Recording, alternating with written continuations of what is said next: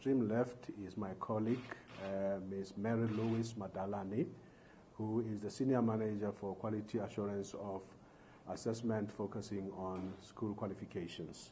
She's also going to give a detailed presentation later on about the state of readiness. You are more than welcome to basically have your cell phones on, but just remember to please switch them to silent so that we do not disturb the proceedings. You will get a full statement immediately after the briefing, a physical copy of the statement, but also you will get an electronic copy either via email or on our website. Without wasting time, let me take this opportunity to hand over to the CEO to start with the briefing. Thank you very much, Mr. Ditaunyani, and good morning, colleagues. Good morning. Let me start by extending a hearty word of welcome to all members of the media who are here this morning. The purpose of this media briefing is to give a comprehensive report to members of the South African public regarding the readiness of the South African basic education system to manage and administer the 2019 national examinations. Yesterday, UMALUSI presented the same report to the Portfolio Committee on Basic Education in Parliament in Cape Town.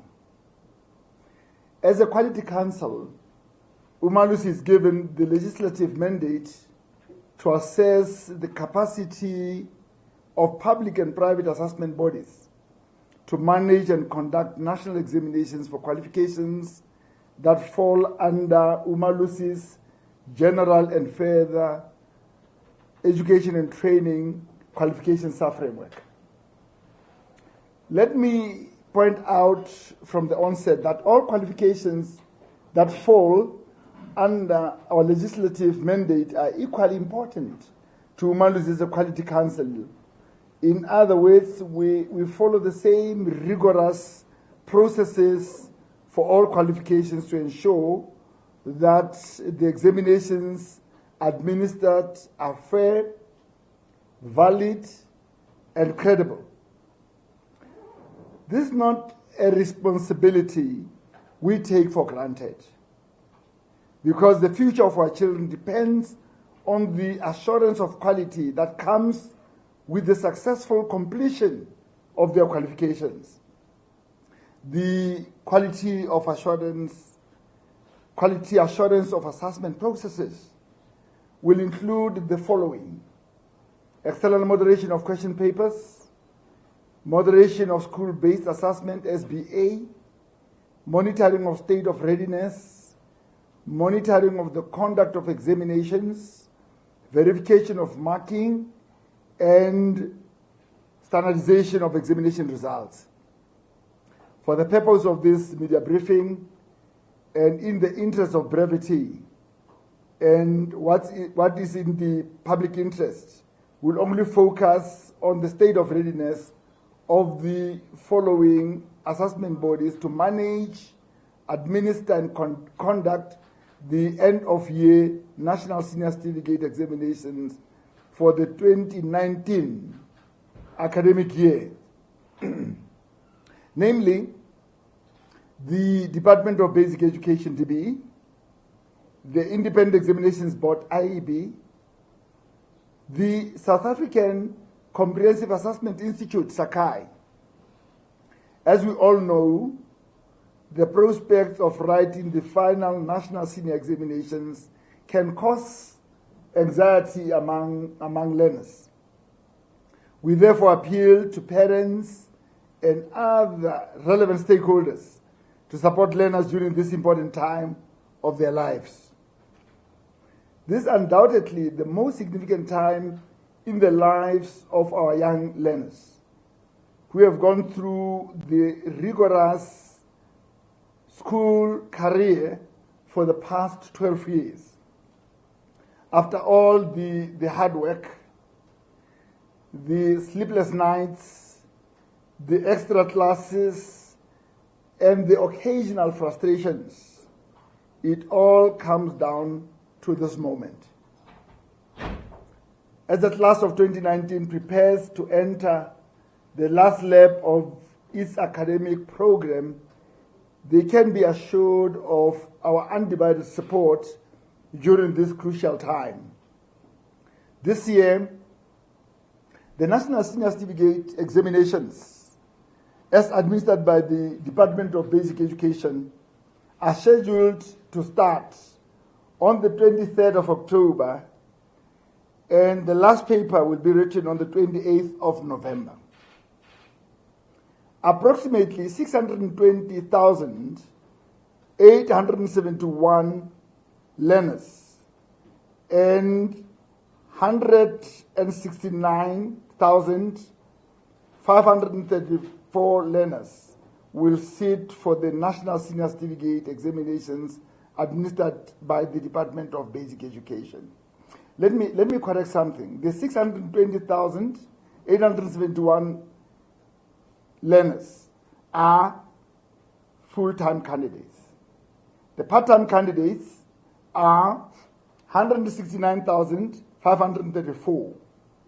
169,534 are registered as part-time candidates by the Department of Basic Education. The total, colleagues, is 790,405 candidates. Very important. These examinations will take place at more than 10,000 examination centers, and marking will be done at 141 marking centers across the country. The Independent Examinations Board, IB, has registered 11,839 full-time candidates across the country and 840 part-time candidates at 215 examination centers, including 1 in Mozambique, 7 in Namibia, and 6 in Eswatini, formerly known as Swaziland. Furthermore, the South African Comprehensive Assessment Institute, SACAI, has registered 2,073 part-time candidates and 570 repeat candidates for the upcoming National Senior Certificate Examinations to be administered at 77 centers across the country.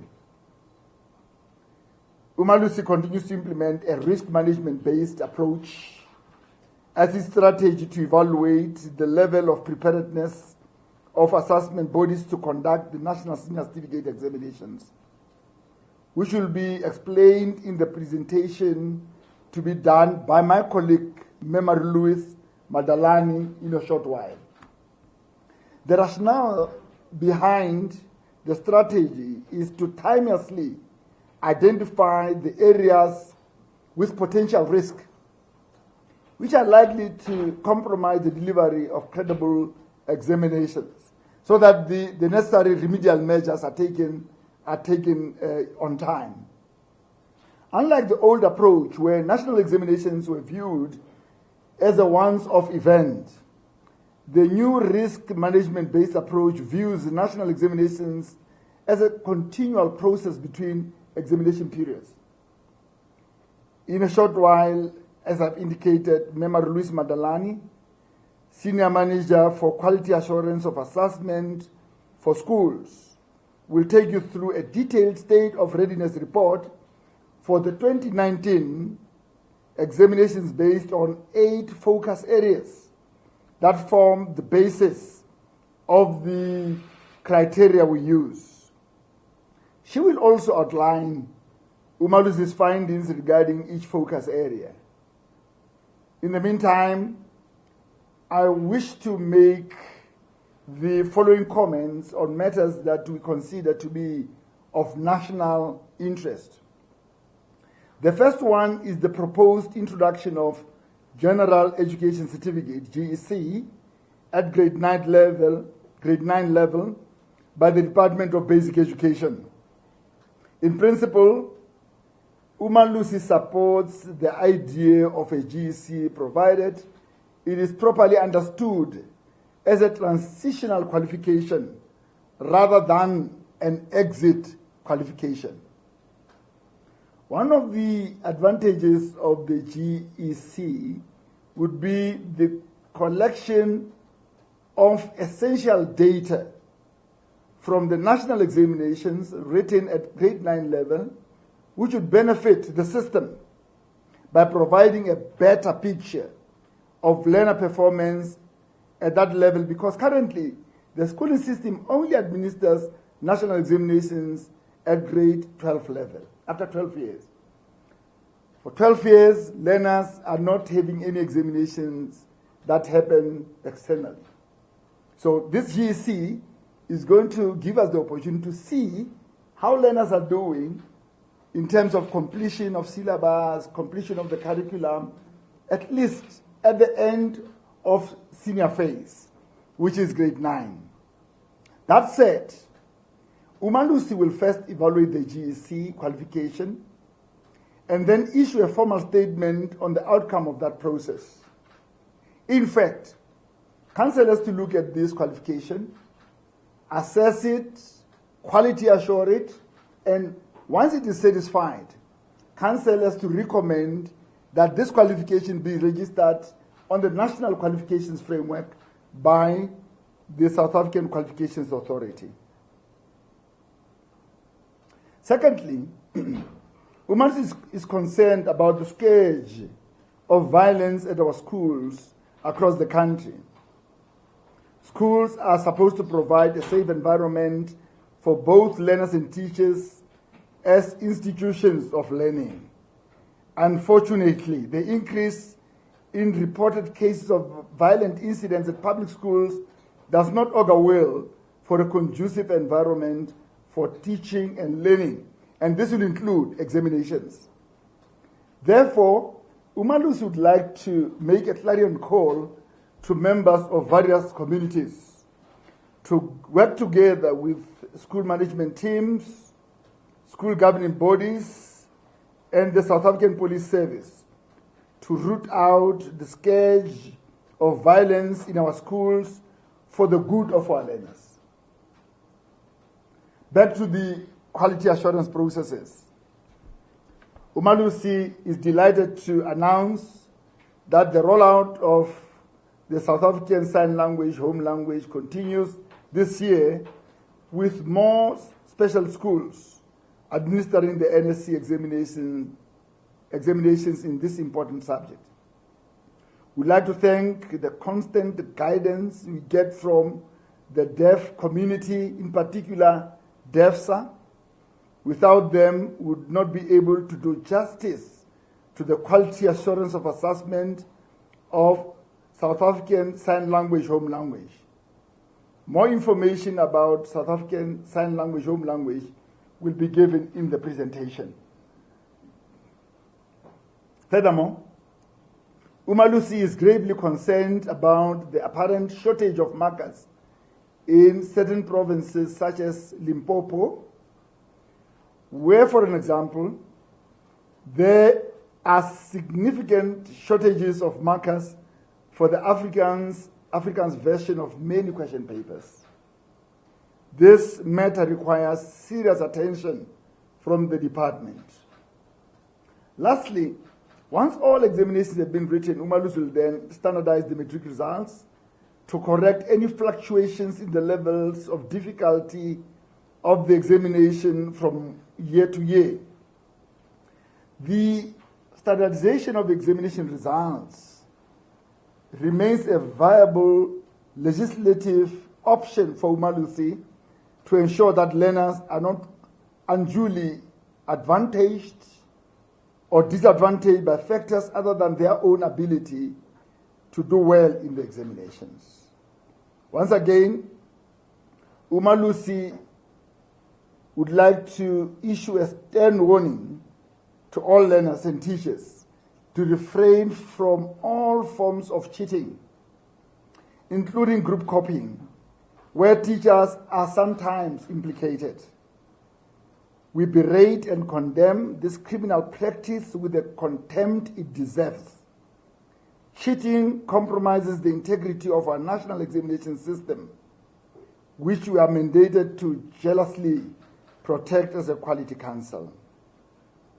My colleague, UMALUSI Madalani, the Senior Manager for Quality Assurance of Assessment focusing on school qualifications, will now take you through the details of what UMALUSI has done in terms of ensuring the state of readiness for the 2019 end-of-year examinations.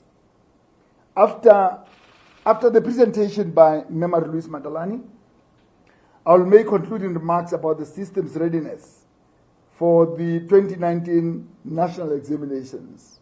I'll now hand over to UMALUSI Madalani to take you through her presentation. Thank you.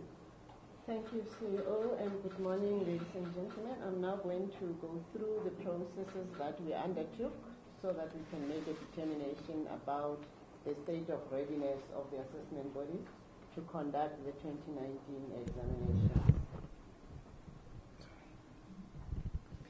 Okay.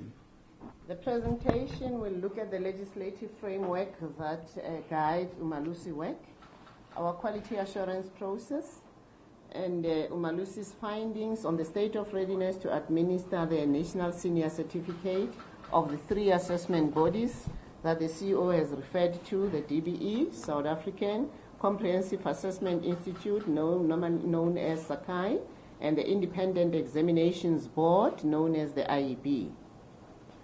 UMALUSI is guided by the 2 legislations that you see here. We've got the National Qualification Framework, the NQF Act, number 67 of 2008, as well as Section 17A of the Genfetwa Act, and those then let us do the following. We must develop and implement policy and criteria for assessment for the qualification on our sub-framework with regard to the quality assurance within our sub-framework to do the following: to develop and implement policy for quality assurance, ensure the integrity and credibility of quality assurance, ensure that quality assurance as it is necessary for the sub-framework is undertaken. And again, the Council must perform external moderation of assessment of all the assessment bodies and education institutions. The Council must adjust raw marks during the standardization process. The Council must, with the concurrence with the Director General and after consultation with the relevant assessment body or education institution, approve the publication of the results of the learners if the Council is satisfied that the assessment body of education institution has done the following. They have conducted the assessment free from any irregularity that may jeopardize the integrity of the assessment or its outcomes. They have complied with the requirements prescribed by the Council for conducting assessment. They have applied the standards prescribed by the Council which a learner is required to comply with in order to obtain a certificate, and they've also complied with every other condition determined by the Council. Now, the framework of UMALUSI's work is done according to the listed processes which the CEO has referred to earlier. Amongst them, it's moderation of examination of question papers, monitoring and moderation of school-based assessment, monitoring the state of readiness to conduct, administer, and manage the examinations, monitor the conduct, administration, and management of assessment and examination process, monitor and moderation of marking, management of concessions and examination irregularities, standardization of assessment outcomes, and approval of the publication of the results of the learners, as I've referred to in the previous slide, and at the end of all these processes, certify those candidates that has met the required standards. Ensuring standards, like I've mentioned, we do moderation of question papers, and here there are the purposes why we do that. We need to ensure that question papers of the required standard are prescribed in the curriculum and assessment policy standards, as well as subject assessment guidelines, are developed. Question papers are relatively fair and reliable. They are representative of an adequate sample of the curriculum, representative of relevant conceptual domains, and representative of relevant levels of cognitive challenge. Furthermore, question paper moderation, in doing that, UMALUSI approved all the DBE, Sakai, and IEB 2019 November examination question papers. And we have ensured the quality and the rigor of the, to ensure the quality and the rigor of the process, UMALUSI conducts a moderator training prior to the moderation of the question papers. We also we moderate the school-based assessment, and the purpose thereof is to verify the appropriateness and standard of the assessment tasks being developed across the assessment bodies and schools, also to determine the extent and quality of internal moderation and educator development, determine the reliability and validity of the assessment outcomes, improve the provision through feedback to educators, improve implementation of the SBA, verify the internal moderation conducted by the assessment bodies. The purpose for the monitoring of the administration of the examination is to ensure that assessment bodies have adequate measures in place to combat irregularities, establish whether the overall integrity and credibility of examinations is not compromised, monitor the implementation of policies and regulations, verify that assessment bodies have adequate systems, processes, and procedures to conduct, administer, and manage the examinations, monitor the examination process of assessment bodies, and also verify implementation and adherence to monitoring plans by the assessment bodies. UMALUSI, to check on the state of readiness of the different assessment bodies, as the CEO has alluded to, used what we call a risk management-based approach. And that is an approach different from what we were doing in the previous years. In this approach, we monitor the implementation of all the processes that will then determine the state of readiness of an assessment body as it happens throughout the year. And we have done that in different phases, which I'll now refer to. Phase 1, there were documents that we required from the different assessment bodies, which from those documents we will then determine at that point when the documents are submitted to us, what are the risks that can jeopardize the implementation, or rather the conduct of the exam at the end of the year. We requested that they submit to us annual management plans, improvement plans based on the directives for compliance, and improvement issued at the end of the previous year examinations. You may recall that in the last year when the results were announced, rather when the council indicated that we have approved the release of the results, there were directives that were issued to the different assessment bodies that we were not satisfied with ABC, please go back and rectify those. And they were requested to submit to us plans, improvement plans on how they are going to address those issues. So that is one of the documents that we asked them to submit early in the year so that then we can monitor the process. They also had to do a self-evaluation of their processes and submit a report to us. The DBE also conducts a verification of the state of the provinces in conducting the examinations, and after they have done that, they submit the reports to us. That's what number 4 is referring to. The DBE reports on the review and support visits conducted to the different PEDs. After we have received those documents, then we conducted a desktop evaluation of all those documents, like I've indicated, to see the state of readiness or the level of how the departments and the assessment bodies are able or are ready to conduct an examinations. We did a desktop, we studied all those, and we then determined the risk level of each of the focus areas that we will look at to determine the state of readiness of an assessment body. Phase number 2, risk analysis and feedback. Like I've indicated, we look at those UMALUSI used the submitted documents to determine a risk profile of each assessment body. The risk profile informed the state of readiness verification visits conducted to the different assessment bodies. Now that we know where are the loopholes, and when we go out to the assessment bodies to do a verification, remember, we wouldn't only rely on the documents that they have submitted to us.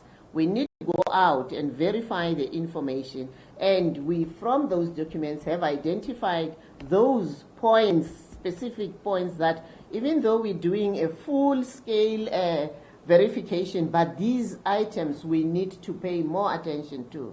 And this phase was used to analyze information gathered and identify the risks like I've just indicated.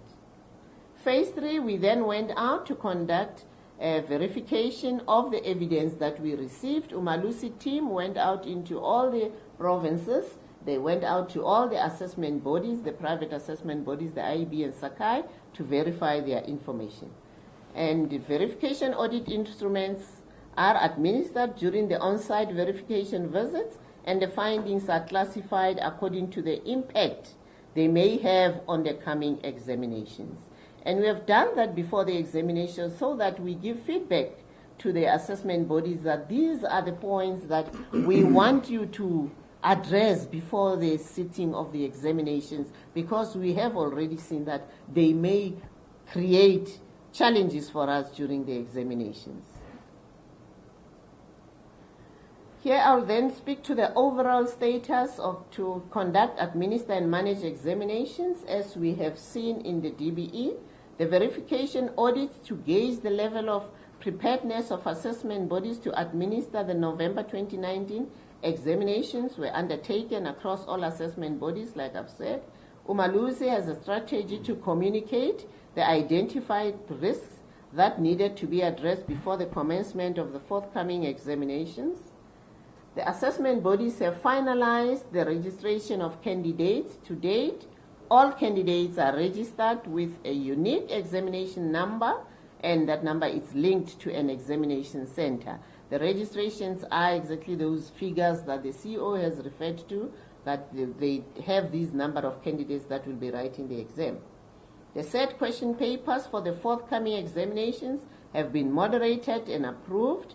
Assessment bodies have approved management plans for the distribution of examination material and monitoring the conduct of the examinations. Security for safekeeping of exam material has improved, and strict control measures are in place for collection and return of answer scripts. Processes for marker selection and appointment have been finalized, and marking venues have been secured. The 3 assessment bodies that will administer the 2019 NSC examinations complied with UMALUSI requirements set out for state of readiness to conduct, administer, and manage exit examinations. Now we're going to be looking at the findings as per the focus area that I've mentioned. The registration slide that I'm not going to repeat, the CEO has spoken to, especially the first part, but the latter part here indicates the registrations per province.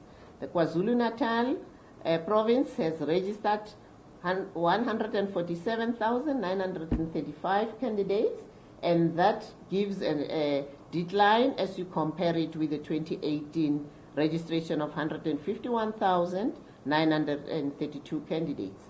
Gauteng has registered 111,000 candidates, 474, and it also has a decline there. Limpopo, 94,563. In Limpopo, also a decline. You can see they had 96,834. Eastern Cape, 82,113.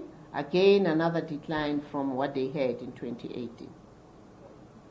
Gauteng, 42,621, another decline. KwaZulu-Natal, 36,951, another decline. And Limpopo, 31,627, also a decline. And Eastern Cape, 21,000, 22,000 compared to that previous year. You can see that there is a decline in all the assessment bodies. Over 706 candidates will write the National Senior Certificate of 2019 examinations in Eswatini at designated centers. 100 candidates are registered to write the South African Sign Language Home Language, and marking of South African Sign Language Home Language will be conducted centrally in Pretoria. Registration of examination centers. Nationally, we've got 495, which is 4.6% of 10,818 examination centers that have been registered, which are identified as high-risk centers. If I have to speak to what high-risk centers are those centers that we feel there may be challenges when the examinations are written, and the assessment bodies were then alluded to the fact that they need to put more stringent measures in monitoring those centers. In 2019, the DBE and affected PEDs have developed detailed plans to administer, conduct, and manage the writing of South African Sign Language. For the 2019 November examinations, the PEDs involved in the administration of the South African Sign Language Home Language are the following: Eastern Cape, Free State, Gauteng, KwaZulu-Natal, Limpopo, Northern Cape, and the Western Cape. And the schools that will be administering South African Sign Language Home Language are listed there. The first one is the Limpopo School, Gauteng, KwaZulu-Natal, and so on. Now, the South African Sign Language Home Language examinations is viewed differently from the normal language examinations due to the fact that they need more time to complete the examinations. And this slide is speaking to how is their time allocated as they're going to be writing that exam. Unlike what we allocate the normal languages, for them the times are as indicated on the slide. I'm not going to go into detail on that one. And this gives the breakdown of candidates, how the candidates are registered in the different schools that will be administering the South African Sign Language Home Language. Now let's look at the focus areas. As we said, when we do the state of readiness, we have our focus area that we then zoom into and determine the risk factors that may be associated with that particular focus area. Firstly, our first focus area is management. We look at the staff capacity, and our findings are as follows. Audits highlighted with great concern the level of vacancy rate in critical areas within examination directorates in the following PEDs. We have noted that in Limpopo, Northern Cape, Mpumalanga, Free State, KwaZulu-Natal, Northwest, and Eastern Cape. However, the PEDs put measures in place to mitigate the shortage. Remember, if the exams are going to be conducted and we have shortage of staff, it may also be a risk. But now all these assessment bodies that I've just mentioned, they put measures in place. They've come up with overtime plans. They have come up with staff taking more responsibility to make sure that all the examination process are fulfilled. Registration of candidates is another focus area. The registration of candidates have been finalized, like it has been mentioned already. Process of registration of candidates with immigrant status has been finalized, and where candidates have not submitted all required documentation, the PED have notified the affected candidates that they will be allowed to write the examination, but they will not be certified until they obtain the required documents. Use of identity documents for registration of candidates was evident. However, there are candidates who will still write the examination without IDs. Progressed learners with status to modularize have been identified across the PEDs. PEDs have measures in place for the verification of candidates from grade 11 to 12 to ensure that these candidates have met the promotion requirements as prescribed. The National Senior Certificate is a 3-year qualification, so it is important that we track the progress of the candidates from grade 10, 11 to make sure that when they sit for the grade 12 examinations, they have fulfilled the 3 years that they need to be in this qualification. And that has been done in the assessment bodies. Focus area 3, which speaks to school-based assessment. We conducted the audit to see and verify how the assessment bodies conduct or moderate their SBAs. The PEDs have systems in place and management plans for the implementation of SBA, except in cases highlighted below. The following are observed: staff complement shortage of teachers in most subjects with a practical component, especially in music and dramatic arts, that was noted in KZN. Support to schools, shortage of subject advisors for technical and technology subjects for support and effective monitoring of the implementation of the SBA in schools, also observed in the KZN as well as the Eastern Cape. Inadequate monitoring of SBA in independent schools as well as centers in Swaziland, and that was observed in KZN.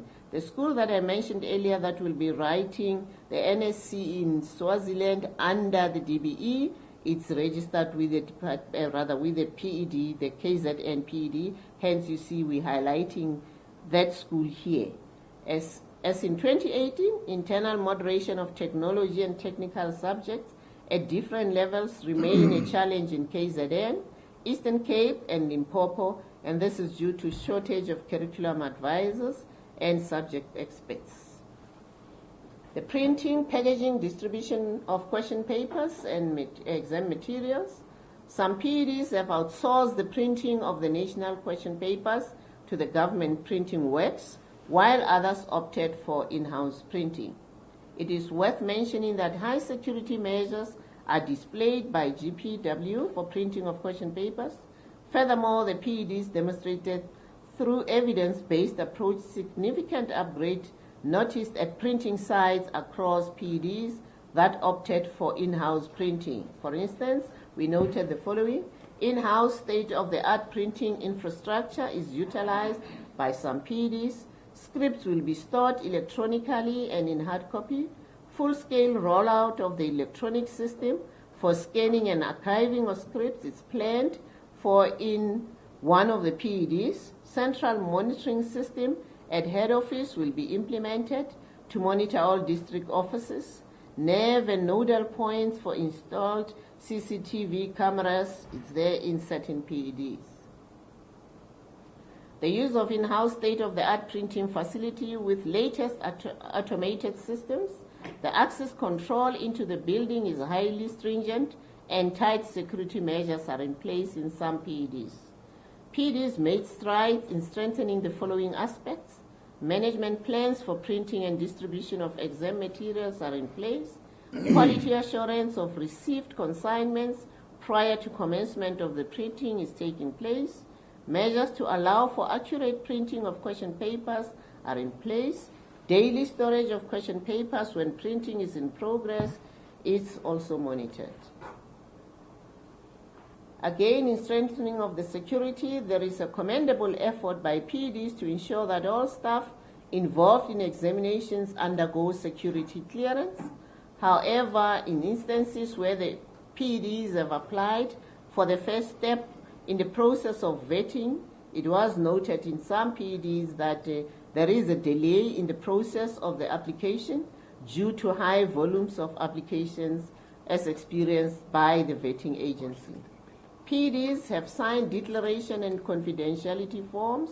Enforcement of double locking system is one of the principles that has received immediate attention in 2019, and I can say the PEDs have really taken strides to make sure that all the examination material will be kept under lock and key and under the double locking system. The level of security at strong rooms across the printing warehouse has been beefed up. However, some strong rooms were found not meeting the criteria outlined in the protocol of norms and standards for security of examination materials fully, and those we have spoken to with the assessment bodies, and the assessment bodies were advised to store the exam material only in the storage points that meet the criteria as outlined. In other words, when the examinations are going to be conducted, we are being assured that the material will only be stored in the secured spaces, since we have identified the ones that are not secured. Conduct of examinations, the improvement of monitoring systems to ensure effective conduct, administration, and management of credible examinations has been evident across the 9 PEDs. A notable hierarchical monitoring approach has been adopted for implementation across the 9 PEDs, and this was informed by the basic 3-tier approach prescribed by the DBE. The DBE prescribed levels of monitoring so that it's not saturated in one level, either maybe only by provincial staff, but you will have district officials also monitoring, you will have national monitoring, so there will be serious monitoring of these examinations. And that covers the slide on the monitoring. The PEDs have stringent measures put in place for combating the levels of negligence due to poor invigilation, because you know the group copying that the CEO spoken to, it's a result of poor invigilation. So the PEDs have put measures in place. Multiple strategies were presented to UMALUSI on how respective PEDs plan to enhance the training of invigilators. The demonstration on the enhancement trainings included the following: established provincial invigilator training teams. Training manuals have since been revised. Training the trainer approach was revised to include monitoring by the provincial teams. Compulsory compliance directive across PEDs. Resident monitors will be deployed to all identified high-risk centers. However, they will randomly rotate to other centers. Those centers that I've indicated earlier that are risk centers, they are assigned resident monitors. In other words, the staff of those centers will not be the chief invigilators of those centers, but resident monitors appointed by the provinces will then be stationed at those centers. Pockets of enhancement and innovation on systems was noted in the following PEDs, or rather in the following PED. Western Cape Education Department, they have an audio-visual video which they put together as a practical exercise for demonstration during the training of invigilators. So it was not a word of mouth that you need to do this, but they did demonstrate how they should do it. Senior invigilators were appointed for all the 479 examination centers to assist the chief invigilators. So in the Western Cape, there will be 2 key people that will monitor, rather that will head the centers for the writing of exams. In Mpumalanga, in 2019, the PED will roll out a full-scale scanning of scripts across the exam centers before submitting them to the distribution points. The chief clerks are trained to do that. The PED used the annual inclusive exam lekgotla, which they held to let the different districts, different regions to then give their own state of readiness and be accountable for all the systems in their centers.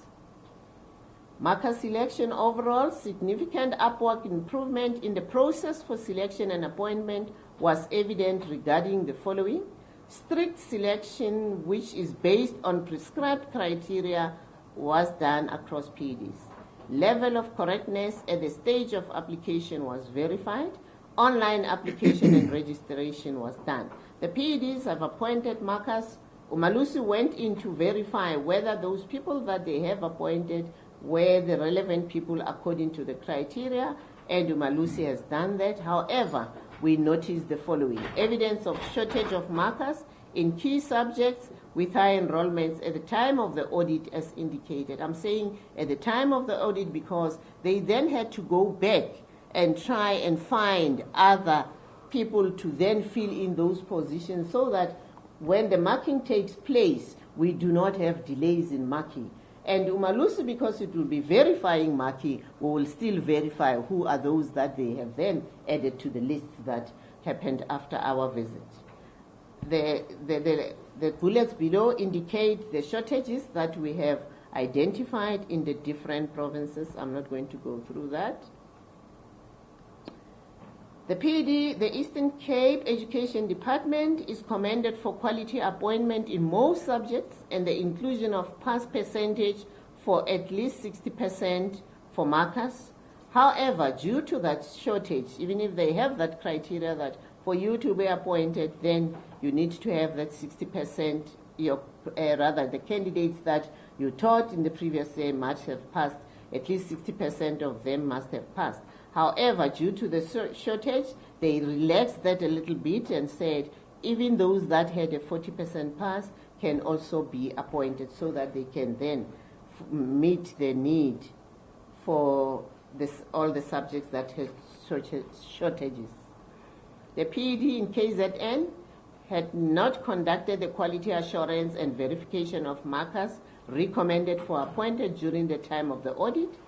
The appointment was done. The province itself has not done its audit. However, the PED is commended by addressing. Now here the sequence is, after the appointment was done, the PED has not done the audit itself, but UMALUSI went in, we did our audit before them, and we gave them feedback.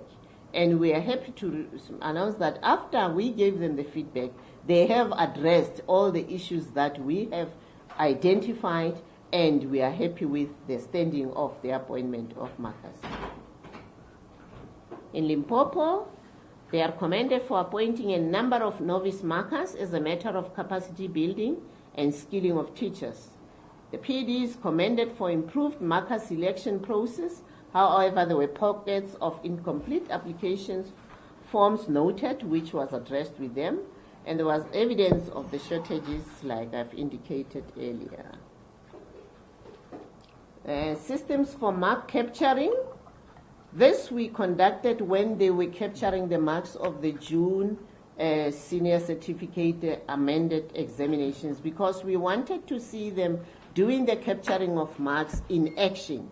We wouldn't just be happy with them telling us how they are going to do it at the end of the year. So it was a practical observation of what they did, and we noted that they had management plans for data capturing, appointments, good infrastructure in the capturing centers, and adequate security measures were in place.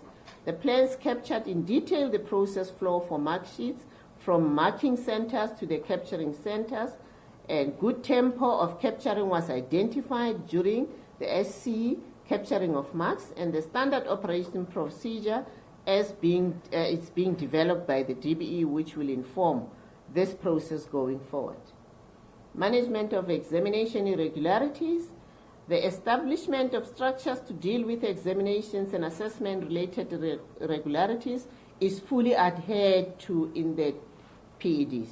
There are different levels of committees that deal with the irregularities, and we are happy to announce that all the PEDs have put that in place, and we hope when the exams are conducted, if there are eventualities of irregularities, they will be dealt with appropriately. And now I'm going to be speaking to the findings for Sakai, which is also going to be conducting the same examinations. With them, again, audits were conducted. An assessment body has capacity to manage the exams.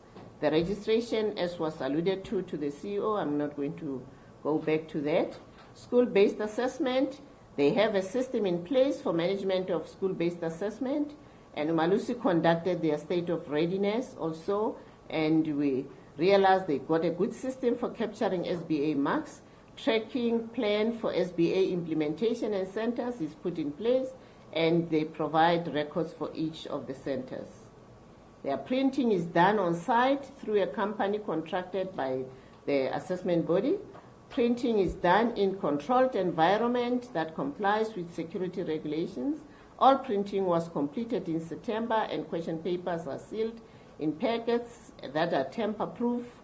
Packaging is done as per the pre-printing labels. Security measures for distribution of exam question papers are in place, and Sakai has systems in place to trace and track all deliveries of examination material. Their conduct, their management plans are in place. Monitors are appointed and trained. Training of invigilators has improved, and invigilators were appointed in writing. Sakai examination centers are categorized according to the risk profile as well, and they also have resident monitors who they will deploy to high-risk centers. The appointment of markers was revised and is fully implemented. The system which enables the verification and, of the required documents submitted by all applicants is in place. Marker appointment for 2019 is finalized. However, they also have a shortage in English home language question papers, all the 3 papers. By the time of the audit of UMALUSI, they were involved in the process of headhunting further markers for these subjects. They have got management plans for marker capturing. The system for capturing of SBA marks is also in place. Management of examination regularities. They've established a structure to deal with examination assessment irregularities. Sakai Examination Irregularities Committee is fully functional. Sakai has effectively managed previous examinations and has no record of unresolved examination irregularities. And the plan to manage examination irregularities is in place, and November date for their meeting is already determined. The accreditation of examination centers, Sakai and UMALUSI are in continuous communication to address the accreditation status of all centers registered by Sakai. To date, directives for compliance and improvement issues to Sakai in this regard have been addressed. The IEB, which is the Independent Examinations Board, with them the findings are as follows.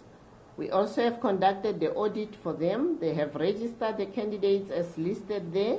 They have 6 designated centers, first, they have a total of 215 full-time centers, which will administer NSC exams, including 1 in Mozambique, 7 in Namibia, and 6 in Eswatini.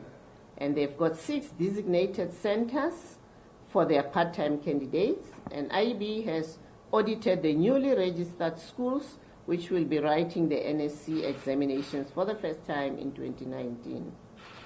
IB conducted regional and national moderation of SBA. They provided feedback to schools on the findings of the regional and national moderation of SBA.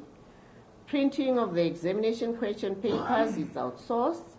There are security measures that will be captured in the contract between IEB and the service provider, and consignment for printing are managed strictly by the IEB. Packaging of exam question papers is under civilians and monitors very closely.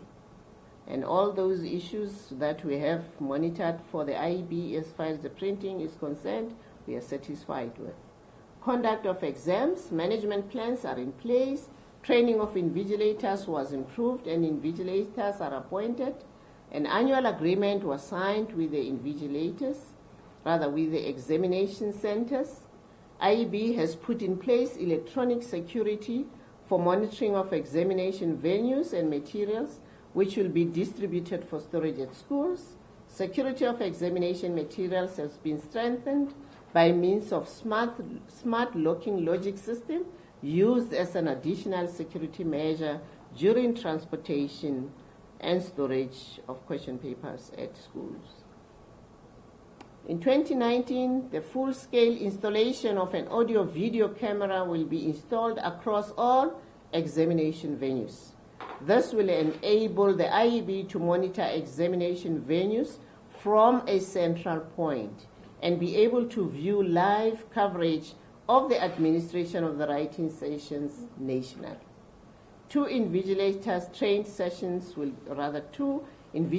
training sessions were conducted, and UMALUSI was able to monitor that. IEB staff and externally appointed monitors will conduct on-site monitoring. A pool of 21 monitors, including staff, will be deployed in accordance with their monitoring plan. Marker selection, policy and criteria for the appointment of marker personnel is in place. Marking personnel was appointed in line with the IEB plan. Selection appointment of marker personnel was done. And the training of marker personnel, like I've indicated, was also done. Marker selection and appointment, furthermore, in 2019, marker appointment has been finalized and markers have been formally informed, and the marking staff establishment is as listed there, which we are satisfied with. System for mark capturing. The policies, guidelines, or procedural documentation for capturing of marks is available. Evidence was provided. IEB applies the physical verification of scripts against attendance registers. IEB captures marks straight from the answer scripts. When we look at the management of exam irregularities, a well-constituted examination irregularity committee is also in place, and the management of examination irregularities is maintained, and the committee exercises its role in line with the prescripts of the regulation. The IB has effective strategies in place to manage the NSC examinations that is free from irregularities. And this brings me to the end, which I guess the boss will take over. Okay. You have your own Thank you very much, Member UMALUSI Madalani. The Senior Manager for Quality Assurance of Assessment for School Qualifications has reported on areas of good practice and areas of concern in some provinces. UMALUSI commends the Department of Basic Education and provincial departments of education for continuously improving their systems by introducing innovative ideas, such as scanning system in Mpumalanga. These innovations help to strengthen the national examination system where gaps were previously identified. In conclusion, all concerns have been brought to the attention of the relevant provincial heads of department and the Director General of the Department of Basic Education for corrective action before the start of the examinations.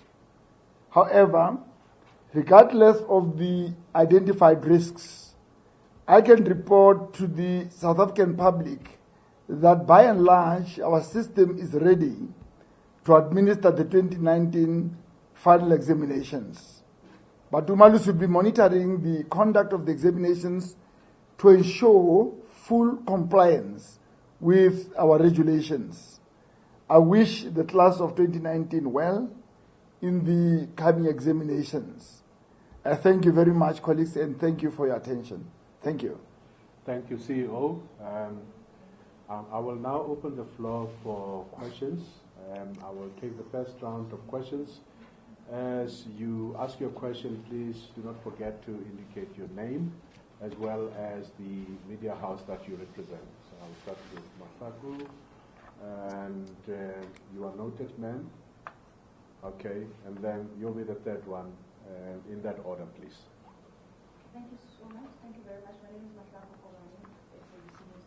I just wanted to find out, we didn't draw much on this, but can you please elaborate on the shortages of Afrikaans question paper markers in Limpopo? What, as things stand right now, what has been done? Has anything been done to ensure that that particular need was met?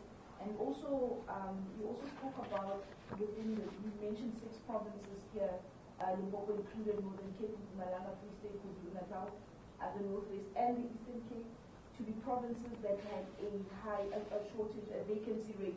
You expressed concern there about the vacancy rates that were there within the examination directorate. What does this mean? What of those 6 provinces, or 7 provinces actually, what has been done there? Are you satisfied going into examinations that those particular vacancies have been filled adequately so to be able to conduct these examinations in a manner that is credible and fair? Okay. Yeah, for now, thanks.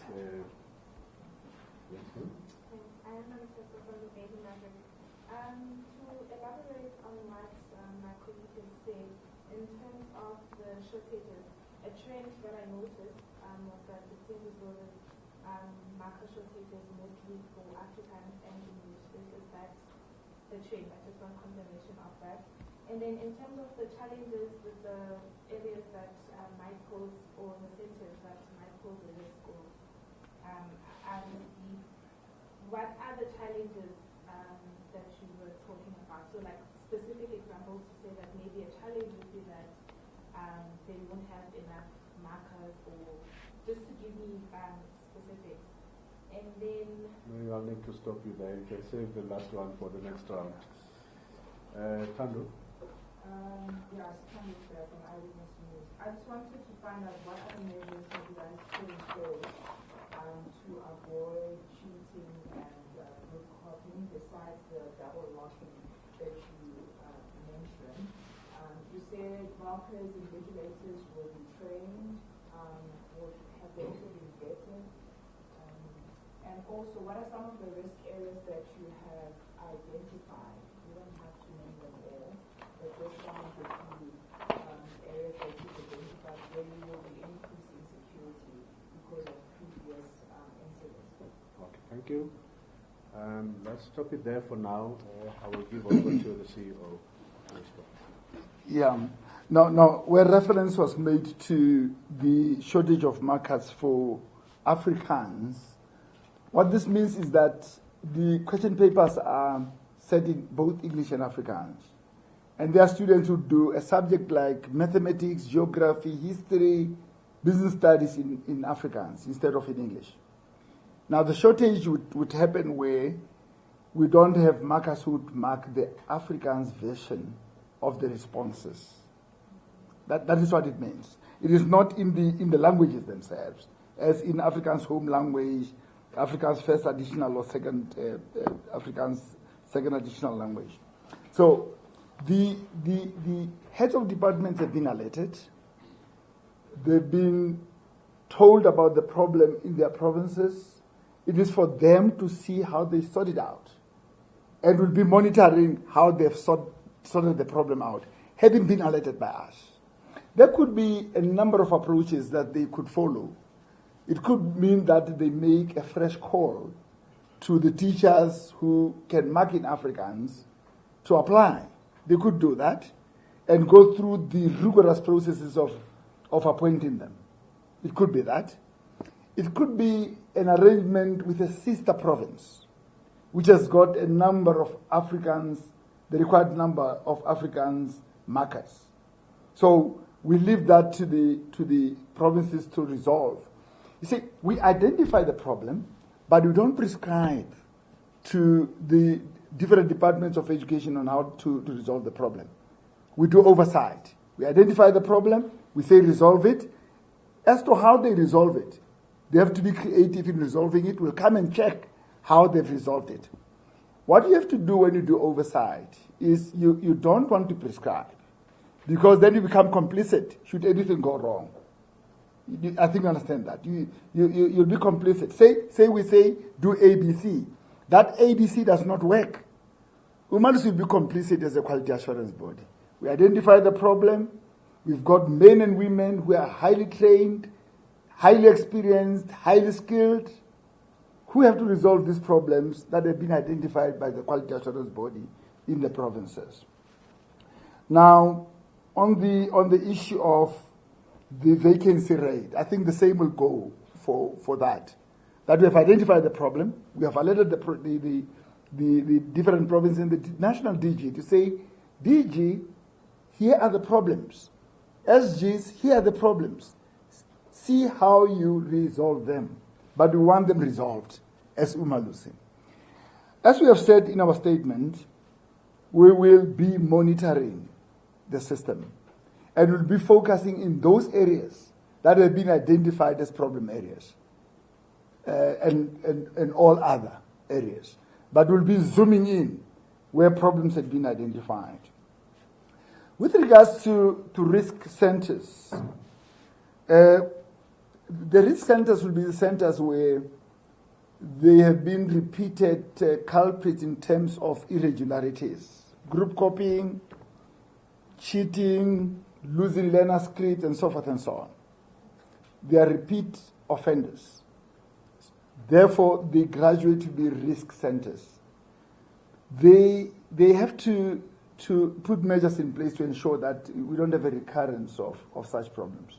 One of the ways in which they have done it would be to appoint resident invigilators, who are people other than the staff at that school. Normally, it is the principal who serves as the chief invigilator. The teachers will serve as invigilators. But in instances where a center has been identified as a risk center, what it would mean is that the district, through the province, would appoint somebody else independent from the school to come and do the supervision of the invigilation. And to ensure also the transparency of the process. In some instances, they even rotate them.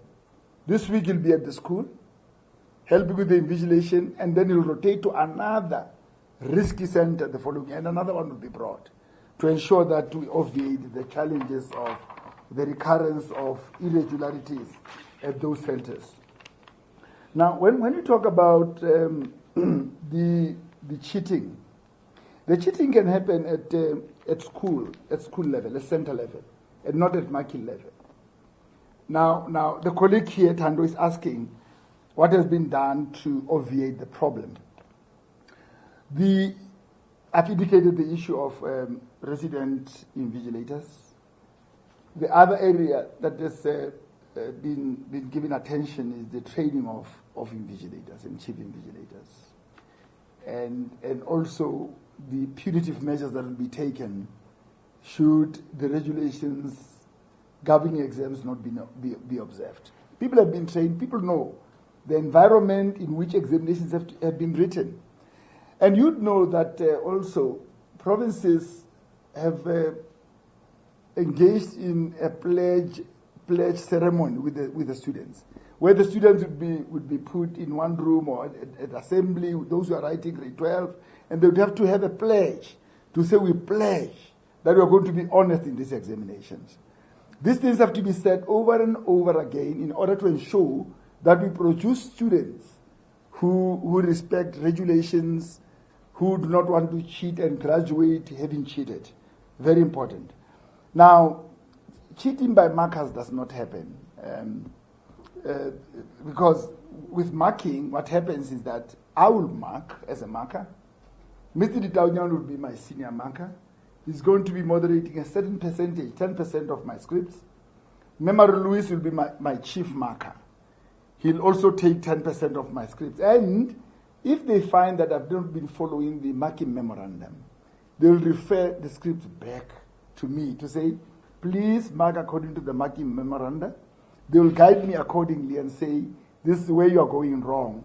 Please do it this way and that way. So there are checks and balances in the system to ensure the credibility of the system. Yes, thank you very much, CEO. I will now take the next round of questions. Masipa, then the lady over here, and then Matlako. Yes. My name is Mr. Baton from Daily. I just to mention something about decline in all provinces. I just want to elaborate on that and maybe provide a reason for that decline. Decline in what? Enrollments? Yes. Okay. Okay, thank you. In terms of the total number of students that are writing both, not part-time, specifically full-time, full-time, are you in a position to mention how many of those students are going to be motivated? We'll take that out. Okay. Sorry, yes. On the question of the, I think I wasn't actually answered. I'm just going to just ask the question on the issue of markers for the Afrikaans languages in Limpopo. I understand that you're just a quality assurance body. My question is, I think with some of the points you did say that going at the time of the audit there was a problem, but those have since been fixed. Specifically on this issue of markers, the shortage of markers in Limpopo for those African subjects, has the province gotten back to you? Because I saw that on one of the slides as well, on the issue of vacancies as well, saying that because there was also a directory from Treasury, that it was most unlikely that some of these issues would be addressed. Did the province come back since you did the audit to say maybe now, let's say for example you had a shortage of 100, maybe now we're sitting at 50? I'm just asking. Specifically Limpopo. Well, I mean, was there? No, quite a number of us. No, but specifically, you say this way you say high level out of all of the provinces that you've listed. Okay. You'll take that one. I can take more. Yes. Can we have more questions? The floor is still open for more questions. Sorry, the name again, sir. Ayanda. Yeah. Yes. To the census that I was are you in a position to indicate where, in terms of provinces, can you say that maybe Limpopo or, for example, Mpumalanga has more centers that have that can pose a risk? I don't know if you get my question. Yeah. Okay. Thanks, Ayanda. Anybody else? Okay. See you. Do you have that number? Okay. Okay, Marie-Louise, can you go first? I'll fill in. Okay, thanks, boss. I'm going to respond to the modularization question that how many candidates are modularized. In the stats that we have now, we do not have that record, but the Department of Basic Education has done the statistics of which number of candidates are private, which number of candidates are full-time, which ones are modularized. But we did not capture that as UMALUSI, but we were able to classify, because even those modularized candidates are full-time candidates, so they fall into the full-time candidate number.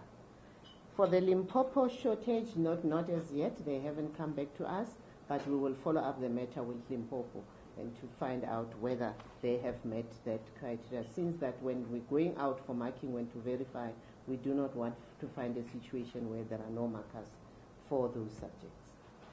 Okay. And the risk centers, the number of centers, yes, we do have in our records, but we do not present that to the public. Because if we say a center is risky, we do not want to encourage the culprits to know where that center is, because then we will be increasing the risk. But we as UMALUSI and the DBE, we know those centers, and those are the centers that we are going to monitor. Unfortunately, we do not, for security reasons, to make sure that our security or the department's security, it's not being threatened by external factors. Okay, now thank you. I think Marie-Louise has responded to all the questions. Can I respond to the others? Okay. The decline in enrollments. That there was a question asked on the decline in enrollments. The decline in enrollments come as a result of a number of factors. There are many variables that come into the picture. It could be the throughput rate in terms of how learners have been progressing from one grade to the other up to grade 12. Could be one of the reasons. It could be other factors that cause attrition in the system. It could be learners who drop out. There is death. There is also a category of learners who choose after grade 9 to go and do programs that are at TVET colleges. So there are a number of factors, and the figures will fluctuate from one year to the other, depending on the push and pull factors in a particular year. Thank you. Matlaki, you had a follow-up question? On the Limpopo issue, I've just worked this slide out. I mean, we all know I think they were worst performing last year, hence I'm asking. When you answered the question that they haven't come back, is it just on the issue of the vacancy and the markers? Just clarification. Oh, no. Can I go lucky? On the issue of the vacancy, they have given us the contingency measures. If you have looked at the slide, they said there will be overtime. The plans are in place, how they're going to manage the overtime, because the filling of vacancies is not a short-term process. They couldn't have dealt with it before the examinations, but they then gave us contingency measures. How are they going to deal with it? And we're satisfied on the report that they gave us how they are going to be making sure that there is staff or personnel on site when the examination is conducted. Okay, thank you. Any other questions, colleagues? Gentlemen at the back. Councillor CEO from Yes. on the issue of GEC, I mean, I also want to get more clarity on the decline of enrollment. Do you expect more in decline of enrollment in the future, considering that the GEC will be introduced very soon? Thank you. Any other questions? CEO. As to what the impact of the GEC is going to be on the system, nobody is able to tell. It will be imprudent for me to try and speculate what the GEC is going to do on the system in terms of learners who choose to go to grade 12. Having said that, we want to emphasize what we said in our statement, that GEC should not be taken as an exit qualification. It's not an exit qualification. It is there to help us understand how the system is doing. Where previously we would have external examinations after 12 years of schooling, now we're going to have external examinations after 9 years of schooling, at the end of the senior phase. Now, as to whether this is going to have the impact of encouraging learners to leave the system or not, we don't know. But what we're going to be doing, and we encourage the department to do that, is to encourage learners not to leave the schooling system after GEC. Because you and I know that at the end of GEC, a learner will not be able to make a lot of mileage in terms of career opportunities with the GEC. Already, with the NSC, you don't make much mileage. With a BA degree, bachelor degree, some learners are still not able to make any mileage career-wise. How much more of the GEC? So that is the message that we are going to be drilling in the minds of the learners, that this GEC is not supposed to tell you that you're going to leave the schooling system. It is not an exit qualification. As a matter of fact, we've always had 3 exit points, actually 4 exit points in the schooling system. Foundation phase is the end of a phase. It's the end of a phase. Intermediate phase is an end of a phase. Senior phase is. It's just that we're going to be testing them externally at GEC. And can I take the debate even further? It may be that at the time when we get the recommendation for this qualification at UMALUSI from the department, we say, we are not going to issue certificates to these learners because they have not arrived. They have not arrived. We are not going to issue certificate. We are going to issue certificate only to those who will request for them, who want to proceed to the TVET colleges. That kind of arrangement, and we still have to see how it will go, that kind of arrangement will send a clear message that we don't issue a certificate because you have not arrived. We'll issue the certificate if we are only sure that you're going to another system to proceed with your other career options. So I'm not able to make that prediction, but the message that we'll be emphasizing with our learners, as a quality assurance body, I'll be saying this to say, please note that with the GEC, you have not arrived. You don't exit the system. It's not an exit qualification. Mashlaku? On the GEC story, sorry, I'm now open. Yeah. I hear you talk that you will be obviously driving that message to learners, but and also that we've always had other exit, like as you say, the foundation phase, the senior phase, and so forth. But the question that arises is, can the system actually afford what goes into the financial implications of having that certificate? Similarly with the grade 12, we know it's it takes a lot financially for the system. But also, should we not be concerned as a country concerning that it would seem that it's a step backward instead of forward, because other countries are doing away with junior certificates, meanwhile we're going back to what would seem to be the JC certificate of our parents or our parents' parents. If you're talking about your parents, I should be one of them. I should be one of them because I did all JC. And Marie-Louise has done it. Like he didn't do it old JC. Not the old one. Look, colleague Masaku, we don't follow what is being done in other countries because our context in South Africa is quite unique.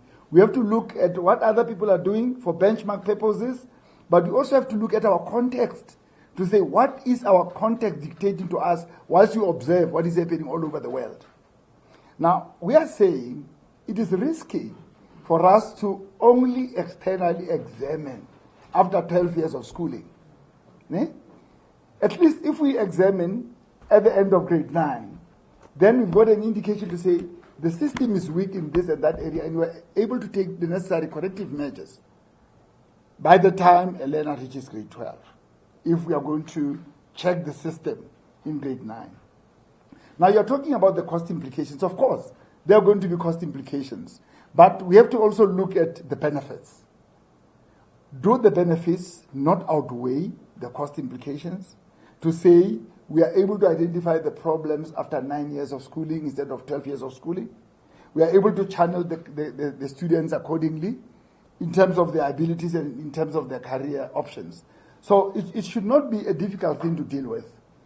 And maybe going back to the question that Sylvester is asking, we may have to balance the figures out by saying, of those who graduated GEC, how many went for grade 12 and how many went to TVET colleges? And add the two and do a comparison and check whether we are still having the 800,000, 600,000 that go to grade 12. We may have to do that as a system. But this matter is going to be debated, ventilated, and it is going to be dealt with responsibly by the educational authorities in this country. And I'm one of them. Thank you, CEO. Any other questions? Last bite from anybody? Okay. That means we have come to the end of this briefing and Q&A session. We have just uploaded the soft copy of the media statement on our website, so you can retrieve it from the website. In the meantime, I would like to take this opportunity to invite you to do one-on-one interviews with either the CEO or Ms. Madalani on the presentation that was made. And also, I would like to invite you also to lunch because we have organized some eats for you. Thank you very much, ladies and gentlemen. We have come to the end of the session. Thank you. Thank you.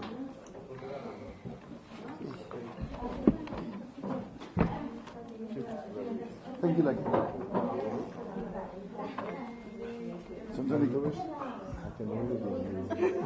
Well done. Well done.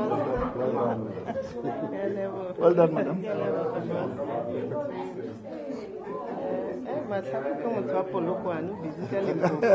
Oh, Tapulukwani. No, I get the full one. Limpopo, all the same. I don't know.